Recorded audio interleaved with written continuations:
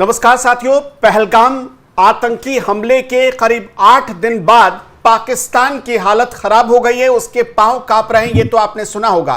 बड़ी जानकारी यह है कि पाकिस्तान की जो अग्रिम चौकियां थी, जो पाकिस्तानी सेना जो इंटरनेशनल बॉर्डर पर तैनात थी, उसकी सारी चौकियां अब सेना खाली करती जा रही है। लेकिन ये क्यों हो रहा है, कैसे हो रहा है, क्या ये रातों रात हो रहा है?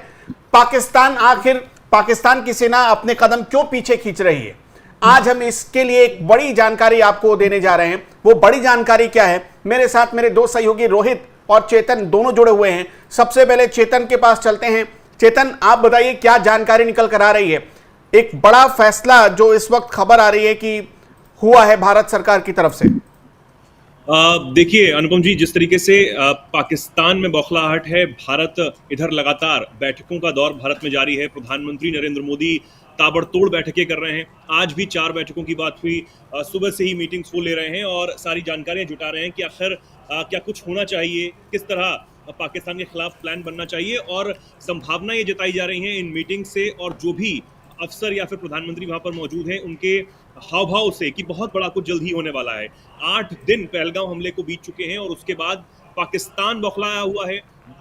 उसकी बौखलाहट साफ इसी से समझ आती है कि देर रात जो वहां के मंत्री हैं वो पत्रकारों को जगाकर अपने घर बुलाते हैं, प्रेस कॉन्फ्रेंस करते हैं और ये कहते हैं कि अगले 24 घंटे बहुत ज्यादा भारी हैं। 24 से 36 घंटों के अंदर भारत कुछ बड़ा करने वाला है, कोई बड़ा एक्शन जो है वो लेने वाला है। हमारे पास पुख्ता जानकारी है। हालांकि सबसे बड़ी बात है कि भारत ने अब तक इस पर कुछ नहीं कहा है कि वो कोई एक्शन लेगा, कोई सैन्य ऑपरेशन चलाने जा रहा है। कुछ भी जानकारी भारत की तरफ से नहीं दी गई है। फिर भी पाकिस्तान लगातार ये आशंका जता रहा है कि कुछ बड़ा ऑपरेशन जो है वो भारत करने वाला है। और जिस तरीके से आपने बताया कि अंतर्राष्ट्रीय बॉर्डर पर पाकिस्तानी जो चौकियां हैं वो खाली हो रही हैं, तो इसकी तस्वीरें भी सामने बड़ी जानकारी रोहित के पास है। रोहित, आपके पास क्या जानकारी आ रही है? बिल्कुल, इस वक्त जो खबर अपडेट हुई है और जो बड़ी जानकारी है वो ये है कि हॉटलाइन पर पाकिस्तान को चेतावनी दे दी गई है और ये अंतिम चेतावनी है। और पाकिस्तानी सेना इसीलिए पिछले कुछ वक्त से भाग रही थी क्योंकि उसे पता था कि भारत कभी भी पाकिस्तान को आखिरी चेतावनी देकर फिर सबक सिखाने की तैयारी करेगा। यह सब कब हुआ है?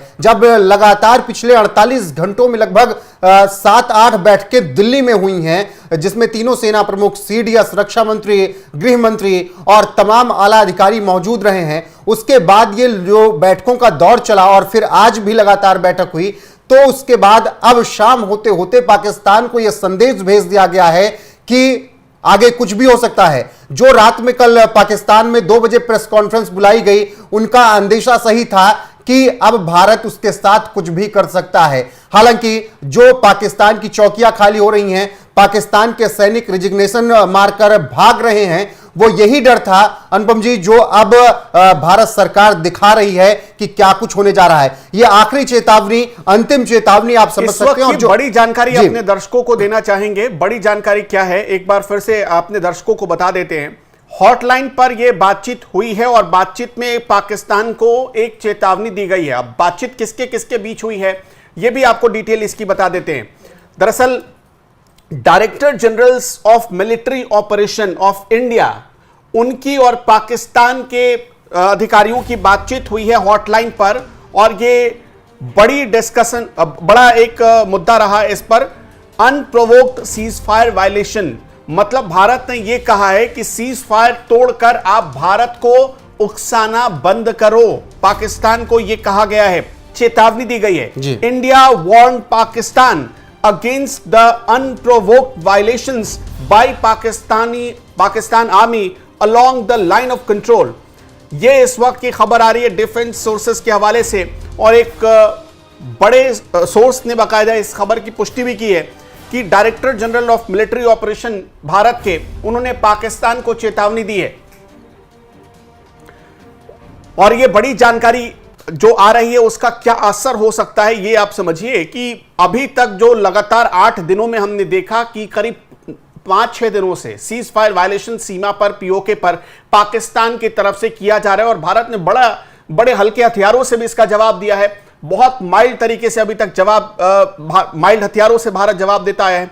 लेकिन अब यहां से उसे वार्न कर दिया गया है कि एक बड़ी कार्रवाई भारत कर सकता है अगर सीज फायर इसी तरह तोड़ता रहा पाकिस्तान। तो रोहित, बिल्कुल बिल्कुल। और जिस तरीके से पाकिस्तान 22 तारीख के बाद ही तमाम तरीके की बातें कह रहा है और अपना हाथ ना होने की बात कह रहा है, आखिर में उनके ही लोगों ने माना कि उनका ही हाथ पहलगाम में था।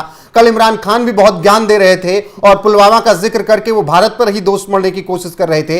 अब जब भारत कार्रवाई कर रहा है तो पाकिस्तान में रात 2 बजे सुबह 4 बजे बैठकें हो रही हैं, उनके सैनिक छोड़कर भाग रहे हैं, तो इससे समझ में आता है कि भारत जो कार्रवाई करने जा रहा है उससे पाकिस्तान डरा हुआ और सहमा हुआ है। और दुनिया के देश जो भारत के मित्र देश हैं वो भी पाकिस्तान को चेतावनी दे रहे हैं, देखिए उलझिएगा तो केवल आपको ही संभालना होगा, हम आपका साथ देने नहीं आएंगे। इशाक डार का कल बयान जब आया प्रधानमंत्री नरेंद्र मोदी की दिल्ली में बैठक के बाद कि देखिए हम आपसे उलझना नहीं चाहते हैं, हम जंग नहीं चाहते हैं, तो इसका मतलब साफ था कि जो इशाक डार पहले परमाणु हथियार यूज करने की बात कर रहे थे, भारत पर परमाणु हमला करने की बात कर रहे थे, वो सरेंडर हो गए 24 घंटे के अंदर और हाथ जोड़ने लगे। इसी तरीके से बिलावल भुट्टो कह रहा था कि नदी में अगर पानी नहीं बहेगा तो फिर सिंधु में हम खून बहा देंगे। तो उन सब को भारत सरकार ने अभी तक बहुत कूटनीतिक तरीके से जवाब दिया है, लेकिन पानी सिर से ऊपर हो रहा है, बार बार फायरिंग की जा रही है लाइन ऑफ कंट्रोल पर। तो भारत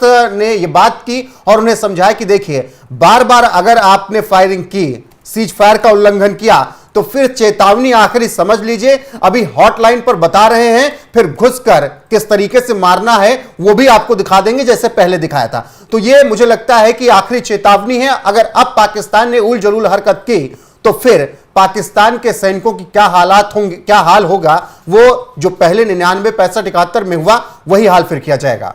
चेतन।